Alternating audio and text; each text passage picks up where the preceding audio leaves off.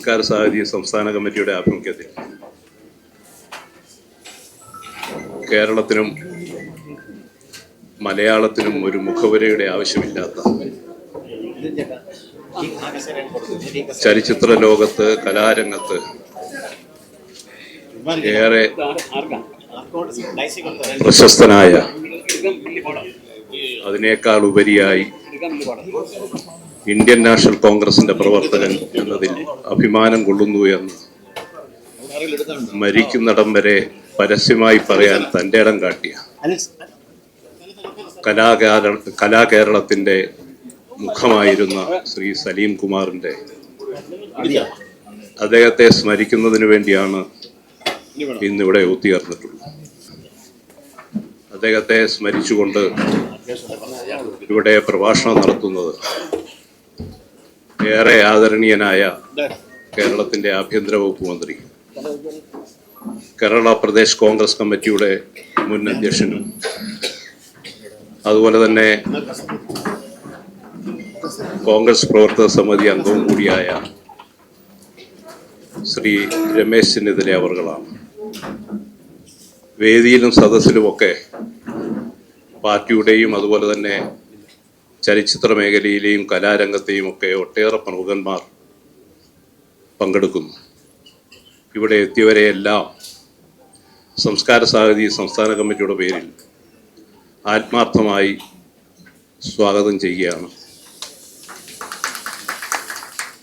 ഈ ഏതാനും നിമിഷങ്ങൾക്കകം തന്നെ യോഗ അധ്യക്ഷത വഹിക്കേണ്ട സംസ്കാര സാഹിതിയുടെ പ്രിയപ്പെട്ട അധ്യക്ഷൻ ശ്രീ CR മഹേഷ് MLA എത്തിച്ചേരും. യോഗ നടപടികൾ ആരംഭിക്കുന്നു.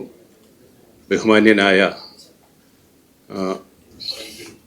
ശ്രീ രമേശ് ചെന്നിത്തല അവർകൾ ഈ അനുസ്മരണ സമ്മേളനം ഉദ്ഘാടനം ചെയ്യും. ശ്രീ സലീം കുമാറിനെ സ്മരിച്ച് ഒരു നിമിഷം എഴുന്നേറ്റ് നിന്ന്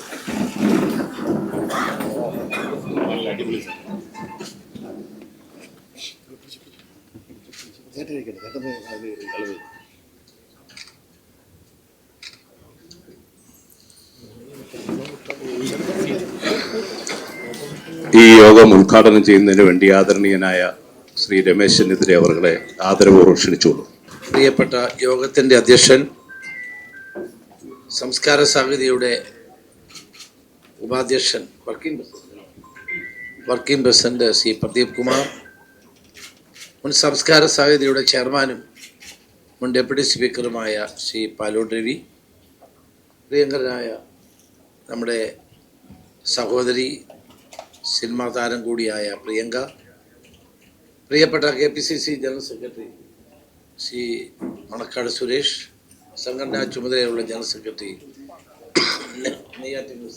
ശ്രീ രവീന്ദ്രൻ, ശ്രീ പന്തള സുധാകരൻ, ശ്രീ ഗോപൻ, ശ്രീ ഉണ്ണിത്താഞ്ചേട്ടൻ, ആലപ്പി അഷ്റഫിനെ അറിയാത്തവരായി ആരുമില്ല, പ്രിയപ്പെട്ട നമ്മുടെ സംഘടനാ ചുമതലയുള്ള ജനറൽ സെക്രട്ടറിയുടെ ആനി വർഗീസ്, സുഹൃത്തുക്കളെ, ഇന്ന് നമ്മളെല്ലാവരും ഇവിടെ സമ്മേളിച്ചിരിക്കുന്നത് അതുല്യ നടനായ, താൻ കോൺഗ്രസ് ആണെന്ന് ഉറക്കെ പറയാൻ ഒരു മടിയും കാണിക്കാത്ത സലീം കുമാറിനെ അനുസ്മരിക്കാൻ വേണ്ടിയാണ്. അദ്ദേഹം ജീവിതത്തിലുടനീളം ഉജ്ജ്വലമായ കഥാപാത്രങ്ങളെ മലയാളത്തിന് സംഭാവന ചെയ്ത വ്യക്തിയാണ്. വ്യക്തിപരമായി ഞങ്ങൾ തമ്മിൽ വളരെയേറെ അടുപ്പവും ബന്ധവും ഉണ്ടായിരുന്നു. അദ്ദേഹം അഭിനയിച്ച ഓരോ ചിത്രങ്ങളും പരിശോധിച്ചാൽ വ്യത്യസ്ത കഥാപാത്രങ്ങളെ തന്മയത്വത്തോടു കൂടി അവതരിപ്പിക്കാൻ അദ്ദേഹത്തിന് കഴിയുമായിരുന്നു. നമ്മളെ ചിരിപ്പിക്കുകയും ചിന്തിപ്പിക്കുകയും ചെയ്യുന്ന അഭിനേതാവായിരുന്നു അദ്ദേഹം. അതിനെല്ലാം ഉപരിയായി ഒരു നല്ല മനുഷ്യനായിരുന്നു അദ്ദേഹം. അദ്ദേഹം ആശുപത്രിയിൽ കിടന്ന സന്ദർഭം 1-2 തവണ കിടന്നപ്പോഴൊക്കെ അമൃത ആശുപത്രിയിൽ പോയി അദ്ദേഹത്തെ കാണാനുള്ള അവസരം എനിക്കന്ന് ലഭിക്കുകയുണ്ടായി. അത് ഒരു സഹോദരനെ പോലെ എന്നെ ഇഷ്ടപ്പെടുകയും സ്നേഹിക്കുകയും ചെയ്ത വ്യക്തിയാണ് അദ്ദേഹം. കോൺഗ്രസിൻ്റെ ആശയ ആദർശങ്ങളോട് വളരെയേറെ ആഭിമുഖ്യം പുലർത്തിയ ഒരു വ്യക്തിയാണ്. ഒരു സിനിമാ നടനാണ്. തൻ്റെ രാഷ്ട്രീയം പറഞ്ഞാൽ തനിക്ക് സിനിമയിൽ അഭിനയിക്കാൻ അവസരം കിട്ടില്ല എന്ന് ചിന്തിക്കുന്ന ഒരു സമൂഹത്തിൽ ഉറക്കെ പറയും ഞാനൊരു കോൺഗ്രസ്സുകാരനാണ് എന്ന് അതൊരു പതിവായി അത് പറഞ്ഞുകൊണ്ട് സിനിമാ രംഗത്ത് നിറഞ്ഞു നിന്ന വ്യക്തിയാണ് അദ്ദേഹത്തിന് അതുകൊണ്ട് തന്നെ കോൺഗ്രസ്സുകാരുടെ ഇടയിൽ വലിയ സ്വീകാര്യതയും ഉണ്ടായിരുന്നു എന്നതാണ് വസ്തുത. ഇന്ന് നമുക്കെല്ലാവർക്കും അറിയാം, ആ അതുല്യനായ നടൻ്റെ വിയോഗം മലയാള സിനിമയിൽ തന്നെ ഒരു വിടവ് ഉണ്ടാക്കിയിരിക്കുകയാണ്. സാധാരണ നമ്മളൊരാൾ മരിച്ചാൽ പറയുന്ന ഒരു ഭംഗിവാക്കല്ലാതെ ഒരു സത്യമാണ്. ഇന്ന് മലയാള സിനിമയിൽ ചിരിപ്പിക്കാൻ കഴിയുന്ന ആളുകൾ വളരെ കുറവാണ്. അതുകൊണ്ട് തന്നെ ആ അതുല്യനായ നടൻ്റെ ഓരോ ഭാവങ്ങളും ഓരോ കഥാപാത്രങ്ങളും ഇപ്പോഴും നമ്മുടെ എല്ലാം മനസ്സിൽ തങ്ങി നിൽക്കുന്ന ഒന്നാണ്. ആ നടൻ വളരെ പെട്ടെന്നാണ് അദ്ദേഹം നമ്മളെ വിട്ടുപിരിഞ്ഞത്. അസുഖമായിരിക്കുന്ന സന്ദർഭത്തിൽ ഞാൻ വിളിച്ചിട്ടുണ്ട്, കാര്യങ്ങൾ ചോദിച്ചിട്ടുണ്ട്. അപ്പോൾ അദ്ദേഹത്തിൻ്റെ മകൻ സിനിമയിലേക്ക് കടന്നു വരുന്നു എന്നുള്ള കാര്യം കൂടി അദ്ദേഹം എന്നോട് പറയുകയുണ്ടായി. അപ്പോൾ ഒരു സർഗപ്രതിഭയായിരുന്ന സലീം കുമാറിൻ്റെ വിയോഗം തീർച്ചയായിട്ടും കോൺഗ്രസ് പാർട്ടിക്കും ഒരു വലിയ നഷ്ടമാണ്. തെരഞ്ഞെടുപ്പ് വേദികളിൽ വിളിക്കുന്ന എല്ലാ സ്ഥലങ്ങളിലും പോയി കോൺഗ്രസിന് വേണ്ടി പ്രവർത്തിക്കുന്ന അപൂർവമായ നടന്മാരും നടിമാരുമാണ് ഉള്ളത്. പ്രിയങ്ക അത്തരത്തിലൊരു നടിയാണ്. കഴിഞ്ഞ തെരഞ്ഞെടുപ്പിൽ 8-9 സ്ഥലങ്ങളിൽ പ്രിയങ്ക പങ്കെടുക്കുകയുണ്ടായി. അതുപോലെ സലീം കുമാറും അസുഖമായിട്ടും പല സ്ഥലങ്ങളിലും പോയി പാർട്ടിക്ക് വേണ്ടി പ്രവർത്തിക്കുകയും പ്രസംഗിക്കുകയും UDFൻ്റെ തിരിച്ചുവരവ് അനിവാര്യമാണ് എന്നുള്ള ആവശ്യം കേരള സമൂഹത്തിൻ്റെ മുന്നിൽ വെക്കുകയും ഒക്കെ ചെയ്ത ഒരു നടനാണ് ശ്രീ സലീം കുമാർ. അദ്ദേഹത്തിൻ്റെ ഓർമ്മകൾ നമുക്കെല്ലാവർക്കും കരുത്ത് പകരും. മലയാള സിനിമയ്ക്ക് ഒരിക്കലും മറക്കാൻ കഴിയാത്ത സംഭാവനകൾ നൽകി. ദേശീയ അവാർഡ് എത്രയോ വാരിക്കൂട്ടിയിട്ടുള്ളതാണ്. ആദാമിൻ്റെ മകൻ എന്ന സിനിമ, അത് നമുക്കൊരിക്കലും മറക്കാൻ കഴിയാത്ത ഒരു സിനിമയാണ്. അപ്പം അതുപോലെ ഒത്തിരി ഒത്തിരി കഥാപാത്രങ്ങൾ, വളരെ നിസ്സാരമായി തോന്നുന്ന റോളുകളിൽ പോലും തീവ്രമായ അഭിനയ പാടവം കാഴ്ചവെക്കാൻ കഴിഞ്ഞ വ്യക്തിയാണ് അദ്ദേഹം. തീർച്ചയായിട്ടും പ്രിയപ്പെട്ട സഹോദരൻ സലീം കുമാറിൻ്റെ ഓർമ്മകൾക്ക് മുമ്പിൽ ഞാൻ ആദരാഞ്ജലി അർപ്പിക്കുന്നു. അദ്ദേഹം ആത്മാവിന് നിത്യശാന്തി ഉണ്ടാകട്ടെ എന്ന് പ്രാർത്ഥിക്കുന്നു. എൻ്റെ വാക്കുകൾ അവസാനിപ്പിക്കും. ബഹുമാനനായ സാംസ്കാരിക ആഭ്യന്തര വകുപ്പ് മന്ത്രി ശ്രീ രമേശ് ചെന്നിത്തല, വേദിയിലുള്ള ബഹുമാനരായ സഹപ്രവർത്തകരെ, പ്രിയപ്പെട്ടവരെ, ശ്രീ സലീം കുമാറുമായി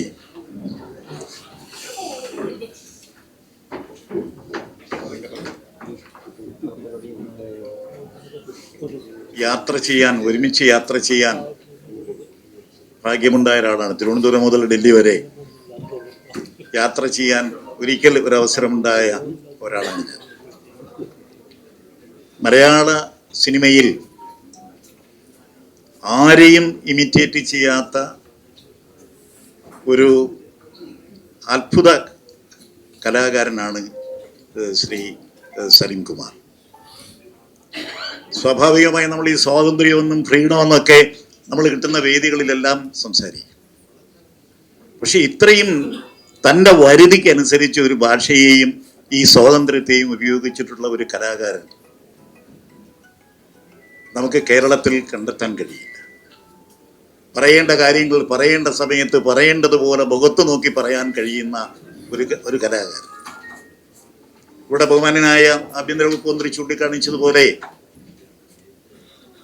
എല്ലാ വേദികളിലും താൻ കോൺഗ്രസ്സുകാരനാണ്. അപ്പൊ ഒരു കാപട്യവും, അതാണ് ജീവിതത്തിൽ ഒരു കാപട്യവും, അഭിനയത്തിൽ മാത്രമല്ല ജീവിതത്തിലും ഒരു കാപട്യമില്ലാത്ത ഒരു കലാകാരൻ. അദ്ദേഹത്തിൻ്റെ ഈ അകാലത്തിലുള്ള വേർപാട് കേരളത്തെ സംബന്ധിച്ചിടത്തോളം, സാംസ്കാരിക കേരളത്തെ സംബന്ധിച്ചിടത്തോളം വളരെ വളരെ വേദനാജനകമാണ്. ആ നിറസാന്നിധ്യം, ആ നിറചിരിയോടുകൂടിയുള്ള നിറസാന്നിധ്യം നമ്മളെയൊക്കെ സംബന്ധിച്ചിടത്തോളം വേദനാജനകമാണ്. അദ്ദേഹത്തിൻ്റെ സ്മരണയ്ക്ക് മുമ്പിൽ ഞാൻ ആദരാഞ്ജലി അർപ്പിക്കുന്നു. വേദിയിലും സദസ്സിലും ഇരിക്കുന്ന ആദരണീയരെ, ഒരുപാട് സ്നേഹം നിറഞ്ഞ മാധ്യമ സുഹൃത്തുക്കളെ, ഏതെങ്കിലും ഒരു വേദിയിൽ നിന്ന് സംസാരിക്കുന്ന പോലല്ല ഇത്. കാര്യം നമ്മളവിടെ ഇരിക്കുമ്പോൾ നിങ്ങളെ എല്ലാ പേരെയും കാണുമ്പോൾ വളരെയധികം സന്തോഷമാണ്. ഒരു വേദിയിലിരുന്ന് പരിചിതമായിട്ടുള്ള മുഖങ്ങളുടെ മുന്നിൽ നമ്മൾ നിന്ന് സംസാരിക്കുമ്പോൾ വളരെ സന്തോഷമാണ് തോന്നുന്നത്. പക്ഷേ ഇന്ന് ഈ വേദിയിലേക്ക്, ഈ ഹാളിലേക്ക് കാലെടുത്ത് വെച്ചപ്പോൾ തന്നെ വളരെയധികം ഹെവി ഹാർട്ടഡ് ആണ്. നമ്മളുടെ പ്രിയപ്പെട്ടവർ നമ്മളെ വിട്ടു പോകുന്നതെന്ന് പറയുന്നത് നമുക്ക് എല്ലാവർക്കും ഒരുപാട് വേദനിപ്പിക്കുന്ന കാര്യമാണ്. പക്ഷേ നമ്മുടെ എല്ലാവരുടെയും പ്രിയപ്പെട്ട സലിമേട്ടൻ്റെ കാര്യത്തിൽ അത് നമുക്കൊരിക്കലും നികത്താൻ കഴിയാത്തതാണ്. അത് ഇത്ര പെട്ടെന്നൊന്നും നമ്മളാരും പ്രതീക്ഷിച്ചല്ല. അത് നമ്മളെല്ലാവരെയും ഒരു വല്ലാത്ത ഷോക്കിൽ കൊണ്ടുപോയിട്ടൊരു കാര്യമാണ്. നമുക്ക് എല്ലാവർക്കും പ്രിയപ്പെട്ടതാണ് സലിമേട്ടൻ. വളരെ ചെറിയ കുട്ടികൾ, അതായത് സംസാരിച്ച് സിനിമകൾ കണ്ട് സംസാരിച്ച് തുടങ്ങുന്നവർ തൊട്ട് വയസ്സായവർ വരെ ഒരുപക്ഷെ അവരുടെ നിത്യജീവിതത്തിൽ എവിടെയെങ്കിലുമൊക്കെ സലിമേട്ടൻ്റെ ഡയലോഗ്സ് പറയാത്തവരായിട്ട് ആരും ഉണ്ടാവില്ല. അദ്ദേഹം ഒരു കലാകാരൻ എന്നുള്ളതിനപ്പുറത്തെ അതൊരു നല്ല മനുഷ്യനായിരുന്നു. 2 സിനിമകൾ മാത്രമാണ് അദ്ദേഹമായിട്ട് അഭിനയിക്കാനുള്ള ഭാഗ്യം ഉണ്ടായിട്ടുള്ളത്. പക്ഷേ വളരെ നല്ലൊരു ആത്മബന്ധം ഉണ്ടായിട്ടുണ്ട്. എപ്പോഴും വിളിക്കാറില്ല, എപ്പോഴും കാണാറില്ല, പക്ഷേ എപ്പോഴെങ്കിലും വിളിക്കുമ്പോഴോ അവർ കോൺസ്റ്റൻ്റ് ആയിട്ട് മെസ്സേജിലൂടെയോ ഒക്കെ ചിലപ്പോൾ സലിമേട്ടൻ്റെതായിട്ട് വരുന്ന, ഞാൻ ഈ ഒരു വാർത്ത അറിഞ്ഞപ്പോഴത്തേക്ക് ഞാനിവിടെ ഇല്ലായിരുന്നു. പക്ഷെ ഞാൻ എൻ്റെ ഫോൺ പെട്ടെന്ന് എടുത്ത് നോക്കുമ്പോൾ അദ്ദേഹം അയച്ചിട്ടുള്ള ലാസ്റ്റ്, ഇപ്പോൾ കുറേ നാൾ മുന്നെയാണ് എനിക്ക് ലാസ്റ്റ് മെസ്സേജ് വന്നേക്കണം. അപ്പോൾ അദ്ദേഹം ചില ഫോർവേഡ് മെസ്സേജുകൾ അയക്കാറുണ്ട്, വളരെ അർത്ഥവത്തായിട്ടുള്ള, നമ്മളെ ഇരുത്തി ചിന്തിപ്പിക്കുന്ന തരത്തിലുള്ള. അദ്ദേഹവും അതുപോലെ തന്നെയാണ്. അദ്ദേഹത്തിൻ്റെ പല വാക്കുകൾ, അതായത് അഭിനയിക്കുന്ന കഥാപാത്രങ്ങൾ മാത്രമല്ല, അദ്ദേഹത്തിൻ്റെ ജീവിതത്തിലുടനീളം അദ്ദേഹം വളരെ കൃത്യമായിട്ടുള്ള നിലപാടുകളുള്ള ഒരു വ്യക്തിയായിരുന്നു. തൻ്റെ നിലപാടുകൾ, അത് എന്തിനെ കുറിച്ചിട്ടാണെങ്കിലും ആ നിലപാടുകൾ തുറന്നു പറയാൻ ഒരു തരത്തിലുള്ള മടിയും ഒരു സധൈര്യം അദ്ദേഹം പറഞ്ഞിരുന്ന അത്രയും നിലപാടുള്ള, നമ്മുടെ ചുറ്റിലും അത്തരത്തിലുള്ള വ്യക്തികൾ കാണുക എന്ന് പറയുന്നത് വളരെ അപൂർവമാണ്. അപ്പോൾ അത്രയും, നമ്മളെപ്പോഴും പറയും കോമഡി കൈകാര്യം ചെയ്യുന്ന ആൾക്കാരെന്ന് പറഞ്ഞാൽ സാധാരണ മറ്റ് കഥാപാത്രങ്ങൾ ചെയ്യുന്നത് പോലല്ല. അത് കുറച്ചുകൂടെ ഒരു ഇൻ്റലിജൻസ് വേണം. അത് അത്തരത്തിൽ എല്ലാ തരത്തിലും അദ്ദേഹത്തിൻ്റെ അഭിനയത്തിൽ മാത്രമല്ല, അദ്ദേഹത്തിന് പറയുന്ന ഓരോ വാക്കുകൾ, ഇപ്പോഴൊക്കെ നിങ്ങൾ ഒരുപക്ഷെ കണ്ടിട്ടില്ലാത്ത പല ഇൻ്റർവ്യൂസിൻ്റെ ബൈറ്റുകളൊക്കെ പറഞ്ഞാൽ തന്നെ അത് നിങ്ങൾ കാണുന്നുണ്ടാവും പലപ്പോഴും ഈ സോഷ്യൽ മീഡിയയിലൂടെ വരുന്ന. അപ്പോൾ അദ്ദേഹം ഓരോ കാര്യങ്ങളെ പറ്റിയിട്ടും എത്ര അർത്ഥവത്തായിട്ട്, ഇപ്പോഴിരുന്ന് ചിന്തിക്കുമ്പോൾ പോലും എത്ര അർത്ഥവത്തായിട്ടാണ് അദ്ദേഹം അത്തരം കാര്യങ്ങൾ പറഞ്ഞിട്ടുള്ളതെന്നുള്ളത് തന്നെയാണ്. അദ്ദേഹം എത്രത്തോളം ഒരു ഇൻ്റലിജൻ്റ് ആയിട്ടുള്ള, അതുല്യനായിട്ടുള്ള ഒരു കലാകാരനായിരുന്നു. അതിനേക്കാളും ഒക്കെ ഉപരിയായിട്ട് എത്ര നല്ല ഒരു മനുഷ്യനായിരുന്നു. അങ്ങനെ ഒരു മനുഷ്യനെയാണ് നമ്മൾക്ക് നഷ്ടപ്പെട്ടത്. പക്ഷെ അദ്ദേഹത്തിൻ്റെ ഓർമ്മകൾ മലയാളികൾ മരിക്കുന്നിടം വരെ, മലയാള സിനിമയെ മറക്കുന്നിടം വരെ എന്നും എല്ലാ മലയാളികളുടെയും മനസ്സിലുണ്ടാവും. തീർച്ചയായിട്ടും വളരെ നിറഞ്ഞ ഹൃദയത്തോടു കൂടി മാത്രമേ, അവരുടെ സങ്കടത്തോടു കൂടി മാത്രമേ ഇവിടെ നിൽക്കാൻ കഴിയുള്ളൂ. അദ്ദേഹത്തിന് ആദരാഞ്ജലികൾ നേരുന്നു. പ്രിയപ്പെട്ട നമ്മുടെ സുഹൃത്ത് ശ്രീ വിപിൻ, ഈ ചടങ്ങ് പൂർത്തിയാകുമ്പോൾ പ്രിയപ്പെട്ട നടൻ ശ്രീ സലീം കുമാറിൻ്റെ ശില്പം, ഒരു മോഡൽ, അദ്ദേഹത്തിൻ്റെ മുഖം പൂർത്തിയാക്കുന്നതാണ്. അത് ഈ അനുസ്മരണ ചടങ്ങിൻ്റെ പ്രത്യേകതയാണ്. മറ്റൊന്ന്, പ്രിയങ്കരനായ സലീം കുമാറിൻ്റെ ഓർമ്മകൾ എല്ലാ അർത്ഥത്തിലും മലയാളികളുടെ മനസ്സിൽ നിറഞ്ഞു നിൽക്കുന്ന തരത്തിൽ സംസ്കാര സാഹിതി, അദ്ദേഹത്തിൻ്റെ ഓർമ്മകൾ നിലനിർത്തുന്ന ഉചിതമായ സ്മാരകം ഉണ്ടാക്കും എന്ന് ഈ അവസരത്തിൽ പറയാൻ ആഗ്രഹിക്കുക. മറ്റൊന്ന്, മരണപ്പെട്ടതിന് ശേഷവും ഏറ്റവും കൂടുതൽ സൈബർ വേട്ടയ്ക്കിരയായ ഒരു ചലച്ചിത്ര നടനാണ്. എം.എൻ. കാരശ്ശേരിയെ പോലെയുള്ള ആളുകൾ മാതൃഭൂമി പോലെയുള്ള പ്രധാനപ്പെട്ട പത്രങ്ങളിൽ അതുമായി ബന്ധപ്പെട്ട് കോളം എഴുതേണ്ടി വന്നു. എന്തിൻ്റെ പേരിലാണ് എന്ന് ചോദിച്ചാൽ അദ്ദേഹം ഒരു ക്രൂരനല്ല, വേറെ ഏതെങ്കിലും ഒരു ഗ്യാങ്ങുമായി ബന്ധപ്പെട്ട് പ്രവർത്തിക്കുന്ന ആളല്ല, വളരെ ലളിതമായി സഭ്യമായി വളരെ മാന്യമായി കലാരംഗത്ത് പ്രവർത്തിച്ച് ജീവിച്ച് മരിച്ചുപോയ ഒരാളാണ്. പക്ഷെ എന്നിട്ടും ജീവിതത്തിൽ ഒരു കുരുത്തക്കേടും കാണിക്കാഞ്ഞിട്ടും ഒരസഭ്യവും ആരെയും പറയാഞ്ഞിട്ടും ഒരു സാധാരണക്കാരനായി ജീവിച്ചിട്ടും അദ്ദേഹം സൈബർ വേട്ടയ്ക്ക് മരണപ്പെട്ടിട്ടും ഇരയായതിൻ്റെ കാരണം അദ്ദേഹം ഉയർത്തിപ്പിടിച്ച നിലപാടാണ്. നിർഭയമായി നിലപാടുറക്കെ പറയുകയും പലപ്പോഴും പല സാംസ്കാരിക നായകന്മാരും കലാരംഗത്തുള്ളവരും വാഴുന്ന കൈക്ക് വളയിടുകയും വീഴുന്നവൻ്റെ മുതുകത്തൂടെ കയറി പോകുന്ന കാഴ്ചകൾ നമ്മൾ കാണാറുണ്ട്. പക്ഷേ താൻ വിശ്വസിക്കുന്ന ആശയം ഇനി ഒരിക്കലും ഈ രാജ്യത്തും ഈ സംസ്ഥാനത്തും തിരിച്ചു വരില്ലെങ്കിലും താൻ ഉയർത്തിപ്പിടിക്കുന്ന നെഞ്ചോട് ചേർത്ത പ്രത്യയശാസ്ത്രത്തെ തള്ളിപ്പറയാൻ തയ്യാറല്ലെന്ന് ധൈര്യപൂർവ്വം പറഞ്ഞ സലീം കുമാറിൻ്റെ ഓർമ്മകൾ എല്ലാ കാലത്തും വൈകാരികമായ മലയാളികൾ ഓർക്കുന്ന തരത്തിൽ നിലനിർത്തുവാൻ സംസ്കാര സാഹിതി പ്രതിജ്ഞാബദ്ധമാണെന്ന് സൂചിപ്പിച്ചുകൊണ്ട് വളരെ പെട്ടെന്ന് തന്നെ ഉള്ള അറിയിപ്പായിട്ടും ഇത്രയേറെ ഇവിടെ ഇരിക്കുന്നവരെല്ലാവരും സാധാരണ ഒരു പാർട്ടി പരിപാടികളിൽ പങ്കെടുക്കുന്ന ആളുകളല്ല, അങ്ങനെയുള്ള മുഖങ്ങളല്ല. സമൂഹത്തിൻ്റെ വിവിധ ഭാഗങ്ങളിലുള്ള വിവിധ മേഖലകളിലുള്ള എഴുത്തുകാർ, പ്രഭാഷകർ, ചിന്തകർ, സിനിമാക്കാർ, നാടകക്കാർ, കലാകാരന്മാർ അങ്ങനെയുള്ളവരാണ്. സംസ്കാര സാഹിതിയെ സംബന്ധിച്ച് പ്രിയപ്പെട്ട സലീം കുമാറിനോടുള്ള ഏറ്റവും വലിയ നന്ദി, പല മാധ്യമങ്ങൾ പോലും മറന്നുപോയിട്ടുള്ള കാര്യം, അദ്ദേഹം ഒരു നാടകക്കാരനായിരുന്നു. സലീം കുമാർ പ്രൊഫഷണൽ നാടകത്തിൽ അഭിനയിച്ചിട്ടുണ്ട്. അദ്ദേഹത്തിന് സ്വന്തമായി ഒരു നാടക സമിതി ഉണ്ടായിരുന്നു. മലയാളത്തിലെ അറിയപ്പെടുന്ന 5 നാടകങ്ങൾ അദ്ദേഹത്തിൻ്റെ നിർമ്മാണത്തിൽ ഫ്രാൻസിസ് ടി മാവേലിക്കര എഴുതി അവതരിപ്പിച്ച 5ഓളം പ്രൊഫഷണൽ നാടകങ്ങൾ ചെയ്തിട്ടുള്ള ആളാണ്. പ്രിയപ്പെട്ട ശ്രീ രവിചേട്ടൻ, പാലോട് രവിചേട്ടൻ ആരംഭം കുറിച്ച് വളരെ നല്ല നിലയിൽ കൊണ്ടുപോയ സാഹിതി തിയേറ്റേഴ്സ് ഇടക്കാലത്ത് വെച്ച് പ്രവർത്തനം നിലയ്ക്കുകയും പിന്നീട് അത് പുനരാരംഭിക്കാൻ നമ്മൾ ആലോചിച്ചപ്പോൾ വേണ്ടുന്ന എല്ലാ ഉപദേശങ്ങളും തന്ന് സാഹിതി തിയേറ്റേഴ്സിനെ പുനരാരംഭിക്കുവാൻ, പുതുജീവൻ കൊടുക്കുവാൻ അതിനു വേണ്ടുന്ന എല്ലാ പ്രേരകവും തന്നത്, എല്ലാ ശക്തിയും തന്നത് പ്രിയപ്പെട്ട ശ്രീ സലീം കുമാറാണ്. അദ്ദേഹത്തിൻ്റെ അനന്തരവനാണ് കഴിഞ്ഞ തവണ സംസ്ഥാനത്തെ ഏറ്റവും മികച്ച പ്രൊഫഷണൽ നാടക നടനുള്ള അവാർഡ് ലഭിച്ച പ്രിയപ്പെട്ട ശ്രീ ബിജു ജയാനൻ. നാടക കുടുംബമാണ്. അപ്പോൾ സാഹിതി തിയേറ്റേഴ്സിന് പ്രിയപ്പെട്ട സലീം കുമാറിനോട് അങ്ങനെയും ഒരു കടം, ഒരു നന്ദി ഈ അവസരത്തിൽ രേഖപ്പെടുത്തേണ്ടതായിട്ടുണ്ട്. പ്രിയപ്പെട്ട മലയാളത്തിൻ്റെ അനുഗ്രഹീത കലാകാരൻ, രൂപവും സൗന്ദര്യവും തൊലിയുടെ നിറവുമല്ല, അതിനൊക്കെ അപ്പുറത്ത് അഭിനയത്തിന് ആഴത്തിൽ മലയാളികളെ സ്വാധീനിക്കാൻ കഴിയും എന്ന് ജീവിതം കൊണ്ട് തെളിയിച്ച പ്രിയപ്പെട്ട സഹോദരൻ, ഏറെ വേണ്ടപ്പെട്ട അദ്ദേഹത്തിൻ്റെ ഓർമ്മകൾക്ക് മുമ്പിൽ സംസ്കാര സാഹിതി സംസ്ഥാന കമ്മിറ്റിയുടെ എല്ലാ കണ്ണീർ പുഷ്പങ്ങളും അർപ്പിച്ചുകൊണ്ട് ഈ ചടങ്ങിൽ പങ്കെടുത്ത വിവിധ മേഖലകളിലുള്ള, ഞാൻ ഓരോരുത്തരുടെയും പേര് പറയുന്നില്ല, മുഖം കാണുമ്പോൾ തന്നെ അറിയാം, സ്ഥിരമായ പരിപാടികളിൽ പങ്കെടുക്കുന്ന മുഖങ്ങളല്ലാതെ ഈ ഹോളിനകത്തേക്ക് ഈ അനുസ്മരണ സമ്മേളനത്തിൽ കടന്നു വന്ന് നിങ്ങൾ ഓരോരുത്തരെയും ഒരിക്കൽ കൂടി സംസ്ഥാന കമ്മിറ്റിക്ക് വേണ്ടി, സംസ്കാര സാഹിതിക്ക് വേണ്ടി, സാഹിതി തിയേറ്റേഴ്സിന് വേണ്ടി അഭിവാദ്യം അർപ്പിച്ചുകൊണ്ട് നിർത്തുന്നു. നന്ദി, നമസ്കാരം. പ്രിയങ്കരനായ അധ്യക്ഷൻ ശ്രീ പ്രവീൺ കുമാർ, സംസ്കാര സാഹിതിയുടെ ഊർജ്ജസ്വലനായ അധ്യക്ഷൻ പ്രിയപ്പെട്ട സഹോദരൻ CR മഹേഷ് MLA, എൻ്റെ പ്രിയ ആലപ്പി അഷ്റഫ് ഉൾപ്പെടെയുള്ള മറ്റ് നേതാക്കന്മാരെ, സഹോദരന്മാരെ, സുഹൃത്തുക്കളെ, ആദ്യമായി സംസ്കാര സാഹിതിയുടെ ഭാരവാഹികളോട് നന്ദിയും അതേപോലെ തന്നെ അവരെ അഭിനന്ദിക്കുവാനും ഈ അവസരം ഞാൻ വിനിയോഗിക്കുന്നു.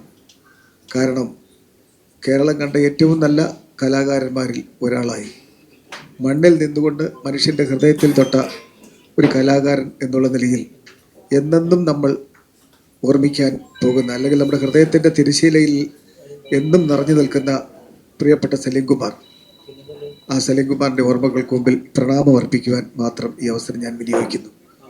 ഞാൻ യഥാർത്ഥം ഈ റൂമിൽ ഇരുന്നപ്പോൾ ആലോചിച്ച്, തൊട്ടടുത്ത റൂമായിരുന്നു മൺമറഞ്ഞു പോയ നമ്മുടെ MP ശ്രീ MI ഷാനവാസിൻ്റെ റൂം.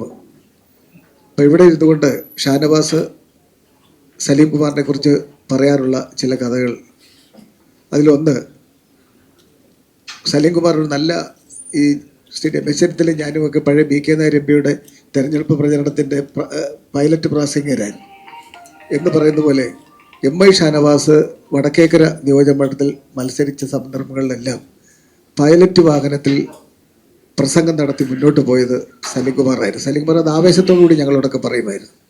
എന്ന് പറഞ്ഞാൽ സമ്പൂർണമായി ആരെയും ഭയപ്പെടാതെ ഭരണത്തെയോ പ്രതിപക്ഷത്തെയോ ആരെയും ഭയപ്പെടാതെ ഞാനൊരു കോൺഗ്രസ്സുകാരനാണ്, ഞാനൊരു KSUക്കാരനാണ് എന്ന് പറയാൻ തൻ്റെ ഇടം കാണിച്ച ഒരു വലിയ മനുഷ്യൻ കൂടിയായിരുന്നു സലീം കുമാർ.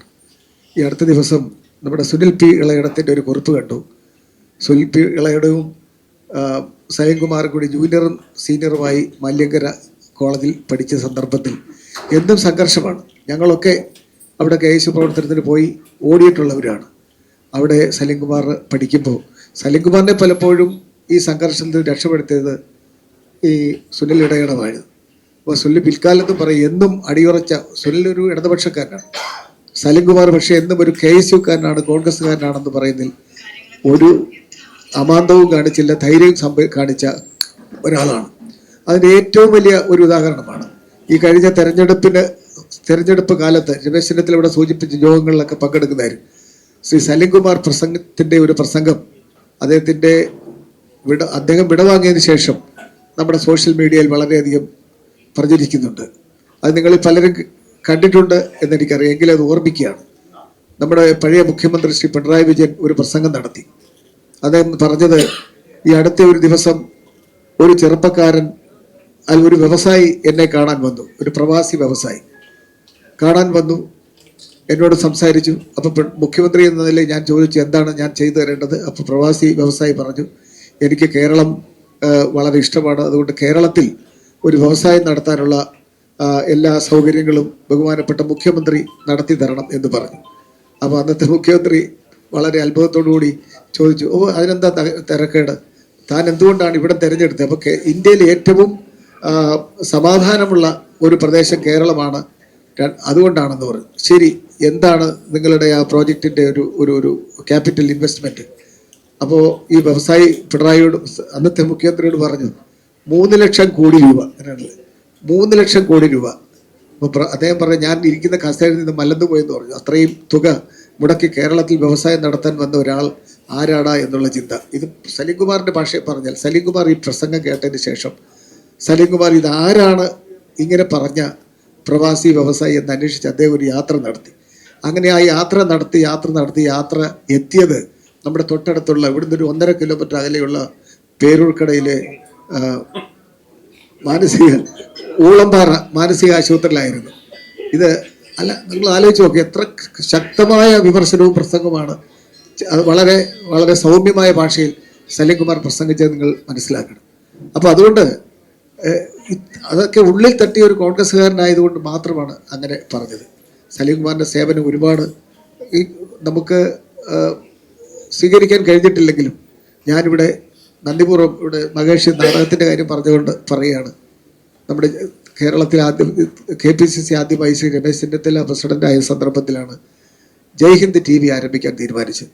ഇപ്പം ഞങ്ങളെല്ലാം കൂടി ഉള്ള ഒരു സംരംഭം, ആ ജയ്ഹിന്ദ് TV ആരംഭിക്കാൻ മുമ്പോട്ട് നമ്മുടെ പാർട്ടി തീരുമാനിച്ച് അതിൻ്റെ പ്രവർത്തനങ്ങളുമായി ഞങ്ങൾ മുമ്പോട്ട് പോകുമ്പോൾ ഞങ്ങളെ ഏറ്റവും കൂടുതൽ സഹായിച്ചത് നമ്മുടെ സൂപ്പർ താരങ്ങളൊക്കെ ഇതാണ്. പക്ഷേ ഓരോ ഇവൻ്റ് നടത്തുമ്പോൾ ആ ഇവൻ്റിൽ മറ്റ് പല പ്രമുഖ നടന്മാരെ പങ്കെടുപ്പിക്കാൻ, അതുപോലെ പൂർണ്ണ മനസ്സോടെ പൂർണ്ണ സമയത്തോടു കൂടി ജയ്ഹിന്ദിൻ്റെ നമ്മുടെ ഷോകൾ വിജയിപ്പിക്കുവാൻ പൂർണ്ണ മനസ്സോടുകൂടി വന്ന് പ്രവർത്തിച്ച സലീം കുമാറിനെ ഞങ്ങൾ നന്ദിപൂർവ്വം സ്മരിക്കുകയാണ്.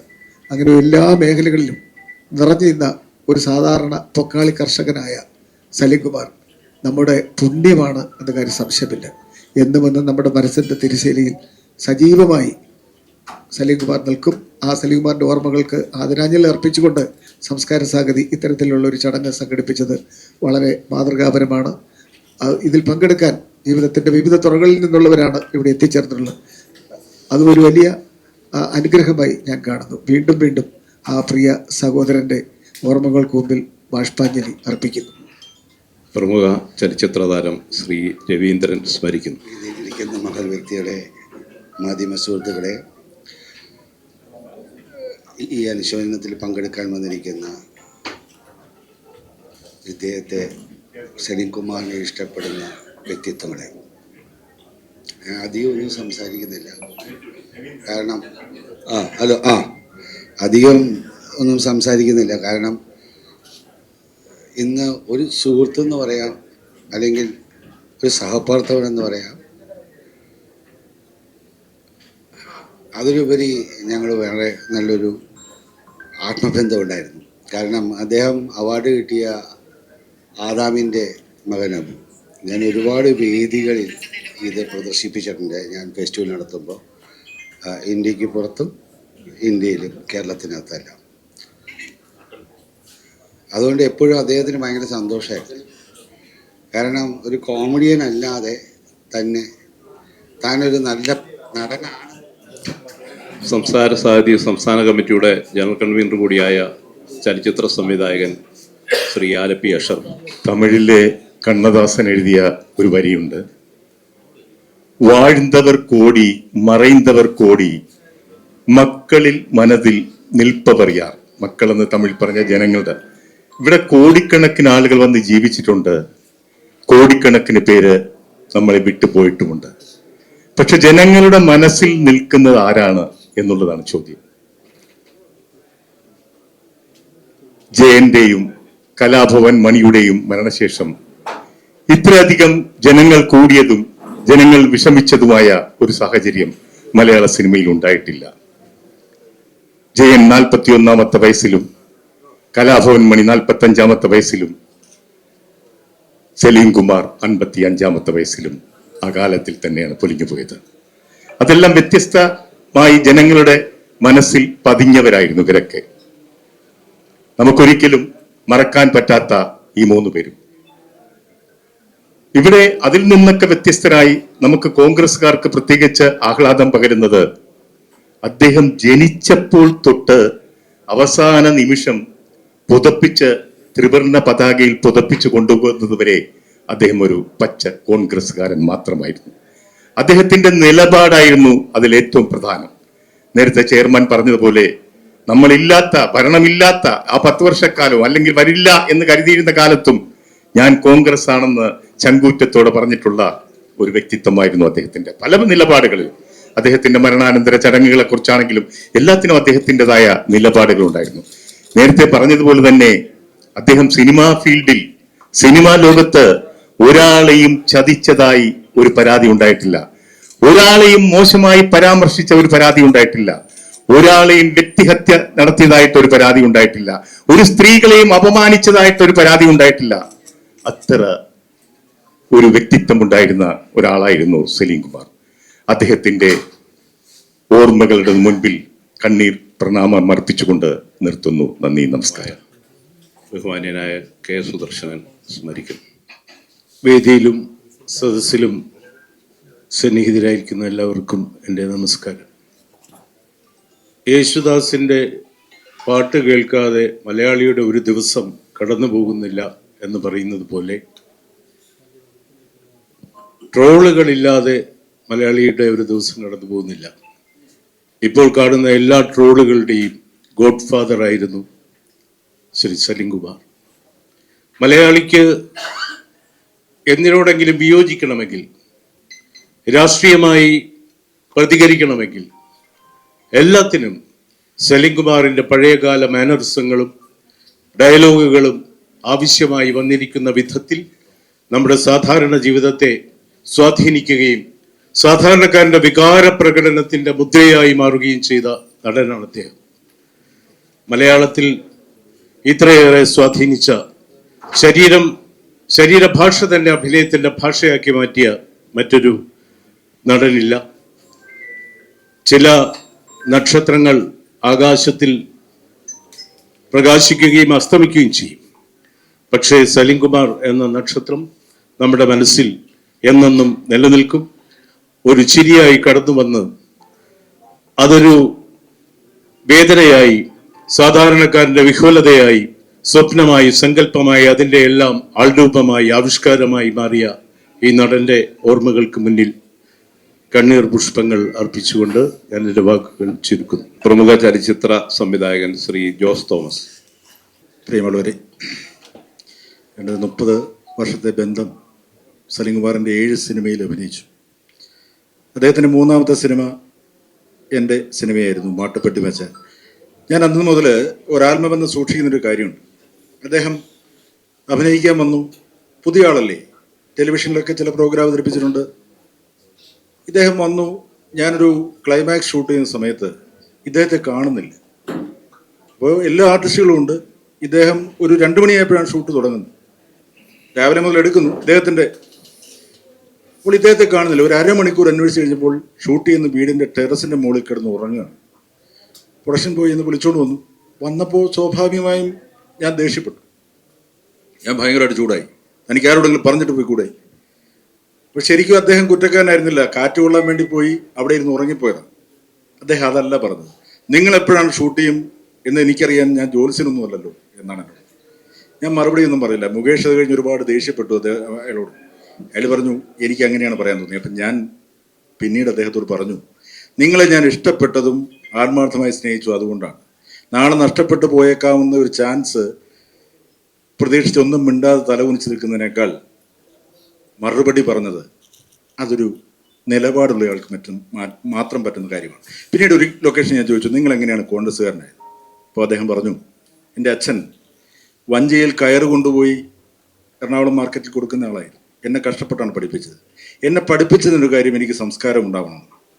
അപ്പം ഞാൻ നോക്കിയപ്പോൾ രാഷ്ട്രീയം, സംസ്കാരമുള്ളൊരു രാഷ്ട്രീയം കോൺഗ്രസ്സാണ്. അതാണ് എൻ്റെ അസ്ഥിക്ക് പിടിച്ചതെന്ന് അദ്ദേഹം.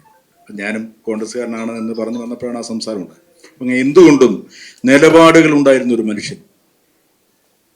പറവൂര് അദ്ദേഹത്തിൻ്റെ സംസ്കാര ചടങ്ങിൽ ഒരുപാട് വിഷയമുണ്ടായി. അദ്ദേഹത്തിൻ്റെ മകൻ പ്രശ്നമുണ്ടാക്കിയത്.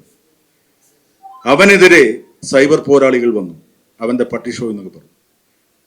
നമുക്ക് മനസ്സിലാവും ഒരച്ഛൻ മരിച്ചു കിടക്കുമ്പോൾ ആ മകൻ്റെ വിഷമം. അതുപോലെ തന്നെ ഇദ്ദേഹം മരിച്ചു കഴിഞ്ഞ് ഞാനൊരു വീഡിയോ ചെയ്തിരുന്നു. അദ്ദേഹം മരിച്ചു കഴിഞ്ഞിട്ട് സൈബർ പോരാളികൾ വന്ന് പറഞ്ഞത് വൃത്തികെട്ടവനെ, നാറി എന്നൊക്കെ വിളിച്ചിട്ട് അധമമായ രീതിയിൽ സംസാരിക്കുന്നുണ്ട്. എങ്ങനെ സാധിക്കുന്നു? അതും അദ്ദേഹം കോൺഗ്രസ്സുകാരനായതുകൊണ്ടാണ്. എന്തായാലും മരിച്ചിട്ട് എനിക്ക് മരണാനന്തര ചടങ്ങുകളൊന്നും വേണ്ട എന്ന് പറഞ്ഞിരുന്നു അദ്ദേഹം. അതും അദ്ദേഹത്തിൻ്റെ നിലപാടായിരുന്നു. ഇവിടെ നമ്മൾ അനുസ്മരിക്കാതിരിക്കാൻ കഴിയില്ല.